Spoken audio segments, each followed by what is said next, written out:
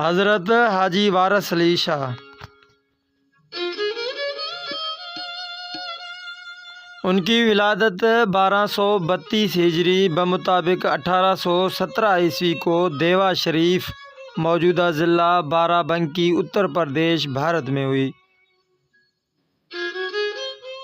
آپ کے والد کا نام سید قربان علی شاہ تھا، جن کا مقبرہ مزار شریف بھی دیوا میں واقع ہے۔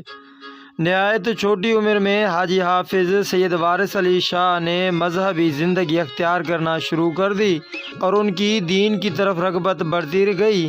وہ لڑکپن میں حد سے زیادہ دین کی معلومات رکھتے تھے اور لوگ ان کو غیر معمولی عقل رکھنے والا بچہ کہتے تھے۔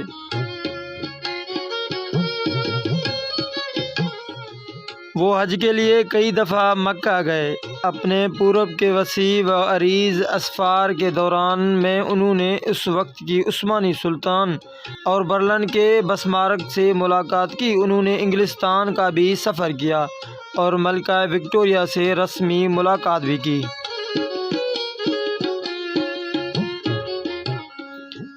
وہ عبدالباری فرنگی محلے کی اچھے دوست تھے۔ آپ کا وصال 29 محرم الحرام 1323 ہجری مطابق 5 اپریل 1905 عیسوی کو ہوا۔ وارث علی شاہ کا تعلق تصوف کے قادریہ اور چشتیہ مکاتب فکر سے تھا۔ وہ روایتی چشتیہ سلسلے میں تھے، لیکن انہوں نے مزید آزاد خیال نظریات اپنائے اور اپنے پیروکاروں کو ان کے خود کے مذہب پر قائم رہنے کی چھوٹ دی۔ وہ چھوٹی سی عمر میں گولا گنج لکھنؤ اتر پردیش بھارت کے ایک صوفی بزرگ سید خادم علی شاہ کے مرید ہو گئے۔ رشتے کے لحاظ سے خادم علی شاہ ان کے بہنوئی تھے اور ان کی وفات تک ان کے مرید و خلیفہ رہے۔ ان کی وفات کے وقت وارث شاہ کی عمر محض 16 برس تھی۔ حضرت حاجی وارث علی شاہ کے تصوف عشق میں فقیر وہ ہے جو جس کو اللہ تعالیٰ سے بھی کوئی حاجت نہ ہو۔ فقیر کو چاہیے کہ اللہ سے بھی نہ مانگے۔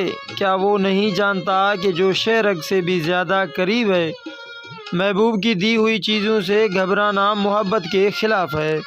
عاشق کی آخری منزل محبوب کی ذات میں فنا ہو جانا ہے اور یہی توحید کامل ہے۔